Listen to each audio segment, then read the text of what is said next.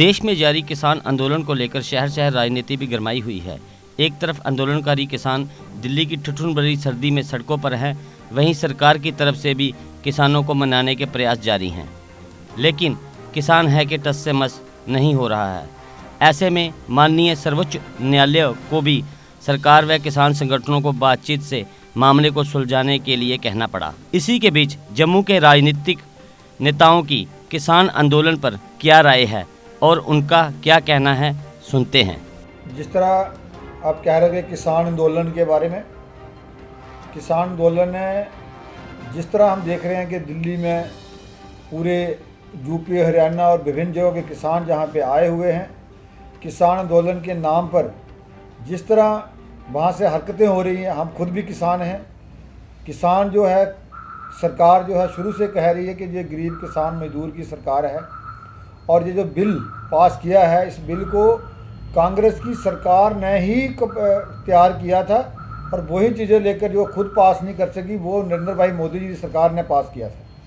लेकिन किसान आंदोलन को जिस तरह लेफ्टिस्ट नेशनलाइज और राजनीतिक लोगों ने हाईजैक किया है, मुझे लगता है कि किसान को भी अपने जो आंदोलन सही था, मूल मुद्दे थे, उसके भड़काया गया है और वो ये राजनीतिक आंदोलन हो गया है।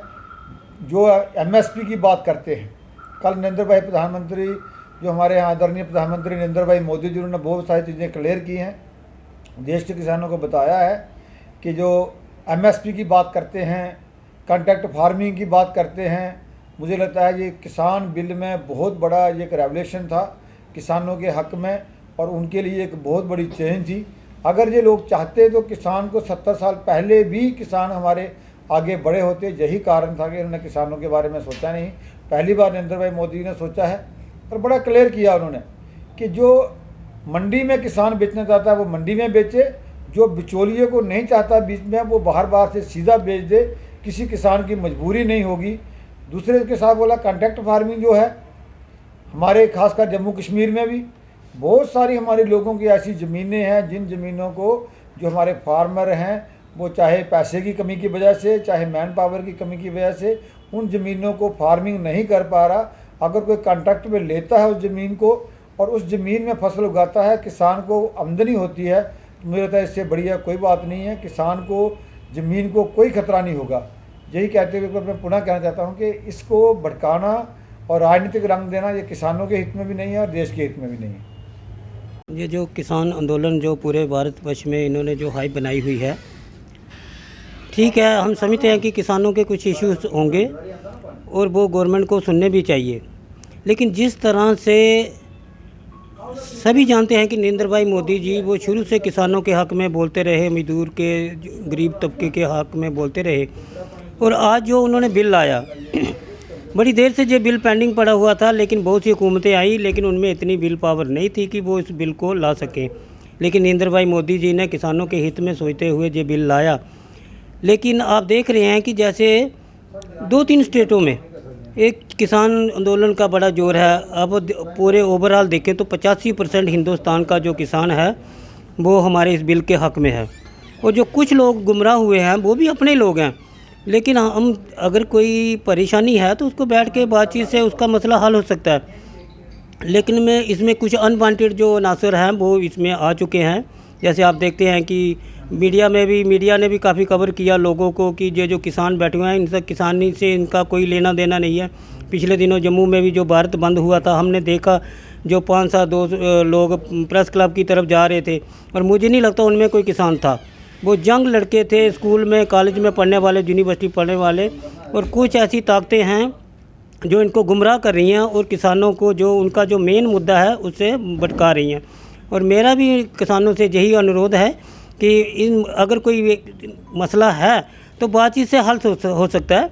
अगर गवर्नमेंट ने 10 चीज़ें लगाई हैं तो 2-3 उनकी भी जेन्युइन होंगी, उनको भी मान लिया जाएगा। लेकिन इस तरह एक एडमेंट होके कहना कि हम पूरा बिल ही वापस कर दो, कानून ही कैंसिल कर दो, ये तो होने वाला नहीं है। और किसानों को भी चाहिए कि जनता की बात सुने। जनता जो ओवरऑल हिंदुस्तान की जनता है उसके सेंटीमेंट को भी ध्यान में रखते हुए और सरकार से मिल बैठ के जो भी है इसका मसला हल करें ताकि लोगों को परेशानी नहीं हो। आप देख रहे हैं कि वो हाईवे ब्लॉक कर रहे हैं, देश की इकानमी को भी इससे फ़र्क पड़ता है। जो जेन्युइन किसान है, जो इस वक्त खेतों में काम कर रहा है, उसको भी परेशानी हो रही है। इसलिए मेरा सबसे अनुरोध है कि किसान आंदोलन जो है उसको एक सही दिशा देते हुए बातचीत पे आना चाहिए, मुद्दे पे आना चाहिए और इसका कोई हल सलूशन निकालना चाहिए। देखिए, जैसा कि आप सब जानते हैं कि 1947 को हमारा देश आज़ाद हुआ था।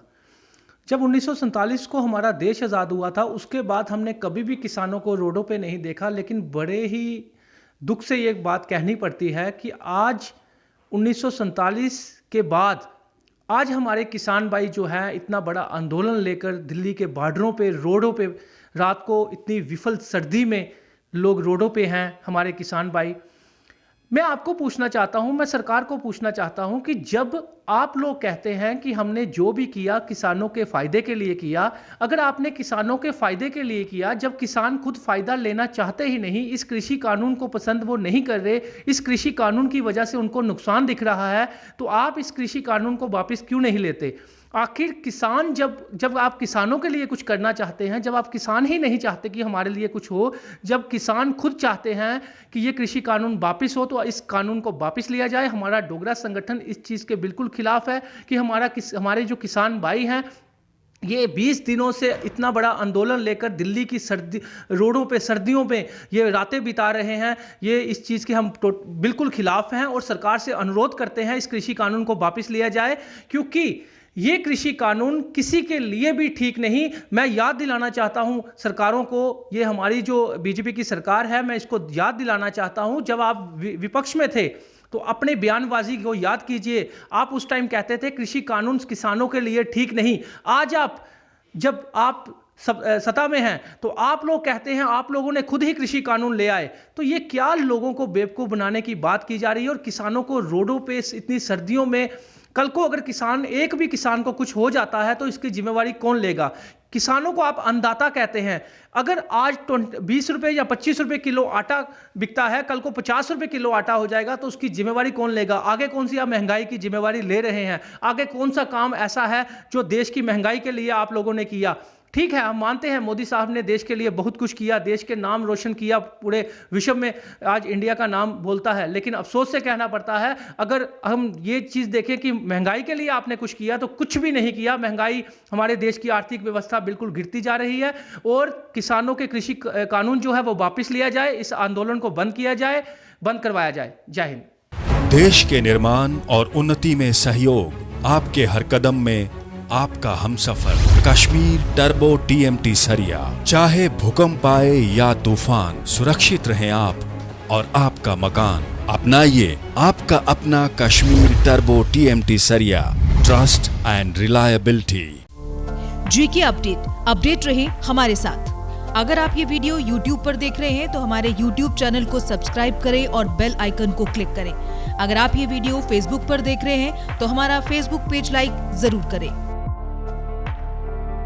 For advertisement, please contact 705-109-1811.